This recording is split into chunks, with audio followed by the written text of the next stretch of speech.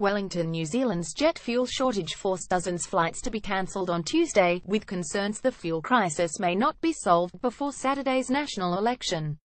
The fuel shortage, caused by damaged pipeline to Auckland Airport, has caused widespread disruption to air travel and shortage of high-octane fuel at petrol stations since the weekend, and comes as infrastructure shapes up as a hotly contested election issue. The pipeline that supplies the nation's fuel supplies from the Marsden Point refinery was breached on a farm near Ruakaka, New Zealand. Photo Chris McKean. Stuff Prime Minister Bill English told MPs to stay in their electorates due to the fuel crisis, as Air New Zealand on Tuesday took the extraordinary step of restricting ticket sales, including halting sales of some international services.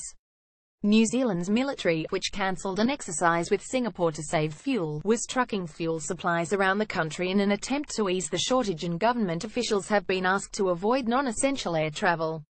New Zealand Prime Minister Bill English left. Photo app. Flights to and from Auckland have been stopped at airports in Australia and Pacific Islands like Fiji to refuel. New Zealand's largest fuel supplier Z Energy said on Tuesday that fuel for some high-end cars was not available at 13 of its petrol stations in Auckland, according to a spokesman.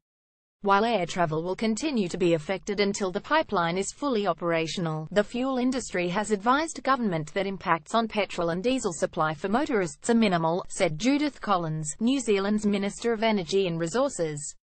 The government has come under criticism for what has been deemed an infrastructure failure as it faces a tight contest with the newly invigorated Labour Party. Labour leader Jacinda Ardern has the accident show how vulnerable the infrastructure is. Photo Luke Mal. Past the damaged pipeline is owned by New Zealand Refining, and the company has told local media that initial investigations showed a digger had scraped the pipe. The fact that one digger can cause our international travel to be ground to a halt shows how vulnerable that infrastructure was, and the national government ignored that, Labour leader Jacinda Ardern said on Monday. New Zealand's air traffic control provider Airways said on its website it was implementing fuel conservation measures, which involve organising airplane landing and takeoffs in such a way as to minimise the amount of time they spend in the air to save fuel. It expects up to 10 days disruption to passengers.